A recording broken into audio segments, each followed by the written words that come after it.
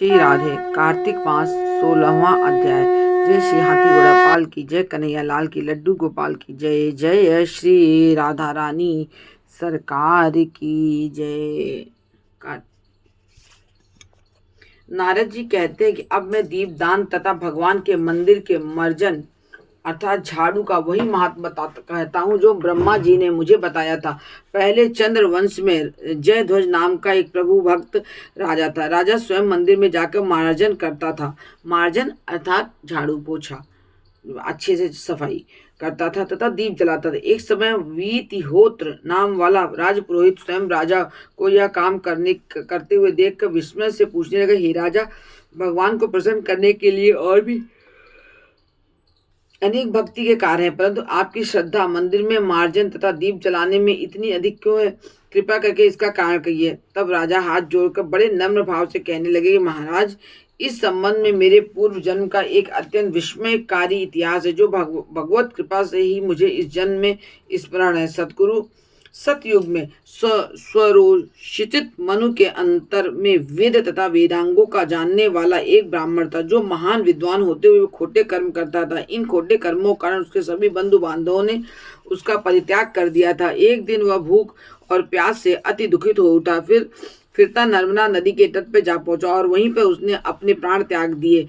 उसकी स्त्री भी व्यभिचारिणी थी, अतः उसके बंधुओं ने उसे भी घर से निकाल दिया। उसके घर में दंड केतु नाम वाला महापापी मैं उत्पन्न हुआ, परंतु स्त्री तथा पैसे के अभाव में मैंने गौ, पशु तथा अनेक मनुष्यों की हत्याएं की।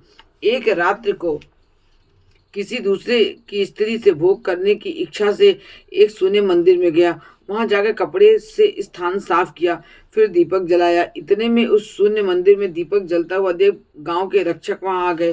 उन्होंने मुझे चोर अथवा डाकू समझकर लाठियों से मार डाला। देह से प्राण निकलते ही भगवान के दूत वहां आ गए और उन्होंने मुझको सुंदर विमान में बिठाकर वैकुंठ को ले गए। कार्तिक के महीने में भगवान के मंदिर में दीपक जलाने तथा झाड़ू देने से मुझे इतना फल मिला कि कई कल्पों तक स्वर्ग में सुख भोग कर फिर चंद्रवंश में मैंने जन्म लिया। यदि श्रद्धा और भक्ति पूर्वक कार्तिक के महीने में यह कार्य किया जाए तब उसे पुण्य का कहना ही होता है। अंततः फल प्राप्त होता है, अनंत फल प्राप्त होता है। नारद जी कहते हैं, हे राजा पितु, अब दूसरे के दीपक जलाने का महत्व सुनो।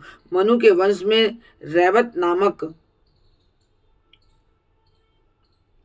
राजा का भद्रबुद्धि नाम वाला पुत्र था। फिर उसके यहाँ महापराक्रमी सुदर्शन नाम का पुत्र उत्पन्न हुआ। भद्रबुद्धि की राजधानी नर्मदा के तट के समीप महेंद्र पर्वत पर थी। एक समय सुदर्शन वन में शिकार खेलने के लिए गया। अपने साथियों के साथ घूमते फिरते समय उनसे नदी के उस पार एक सुंदर कन्या को देखा तब उसने अपने साथियों को वहीं छोड़कर घोड़े पर सवार हो सुदर्शन तत्काल नदी के उस पार जा पहुंचा। वहां उस रूपवती कन्या को देखकर वह उस पर मोहित हो गया। कन्या भी शोभायुक्त एवं बलशाली और वीर पुरुष को देखकर लज्जा को प्राप्त हुई। फिर सुदर्शन के पूछने पर उसने कन्या ने बताया कि वह गौड़ राजा की पुत्री है और उसका नाम मदनलसा है।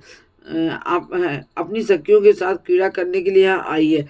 तत्पश्चात उन दोनों ने गंधर्व रीति से वहां पर अपना विवाह कर लिया और कुछ समय तक नर्मदा नदी के तट पर विहार करके पुनः अपने अपने घर आकर आनंद पूर्वक रहने लगे। कुछ समय पश्चात राजा भद्रबली अपने पुत्र सुदर्शन को राज सौंप कर वन चला गया। तत्पश्चात सुदर्शन बड़ी राजनीति से राज काज चलाने लगा। रानी मदलसा सदा अपने पति को विष्णु भगवान की पूजा का उपदेश करती रहती थी। एक प्रकार दोनों ही भगवान के बड़े भक्त थे। उन्होंने भगवान का स्वर्ण मंदिर बनवाया। दोनों ही उसमें भगवान का पूजन और दीपदान किया करते थे। एक समय राजा रानी में दीपक जला रही थी। उसी समय राजा ने उनको बुलाया, पर तो दीपक जलाकर आने में रानी को कुछ देरी हुई। तब सुदर्शन ने क्रोधवश में आकर रानी से कहा, तुम तो कह रही थी कि पति ही स्त्री का देवता होता है, फिर भी दीपदान में इतनी देर लगाकर तुमने मेरा अनादर किया है। यदि देर से आने का कोई गुप्त कारण है तो बताओ। सती साध्वी मदलसा बड़े मीठे वचनों में बोली, महाराज, मैं दीपदान का महत्व आपसे कहती हूँ। मदलसा मदन लसा कहने लगी कि अब मेरा चरित सुनिए। पिछले जन्म में मैं अन्न कण ग्रहण करने वाली चुईया थी। एक दिन गोदावरी के तट पर भगवान के मंदिर में रात्र को जलता हुआ दीपक बत्ती छोटी होने से बुझने लगी। मैंने बत्ती को लोभ से पकड़कर उठाया तो उस दीपक तो उस समय दीपक तो जल गया, परंतु मेरा मुख भी जल गया। उसमें दुखी होकर मैं मृत्यु को प्राप्त हो गया। परंतु क्योंकि रात्रि के समय भगवान का दीपक प्रज्वलित कर दिया था, इसी कारण मैं ऐसी रूपवती अपनी रानी बनी, आपकी रानी बनी। यदि श्रद्धा पूर्वक भगवान के मंदिर में दीपदान किया जाए तो उसके फल का तो क्या कहना। अपनी रानी के मुख से यह बात सुनकर सुदर्शन कार्तिक मास में व्रत करके आजीवन भगवान के मंदिर में दीपदान करता रहा और अंत में वैकुंठ को प्राप्त हुआ। इस प्रकार कार्तिक महात्म्य का 16वां अध्याय समाप्त हुआ। जय जय श्री राधे।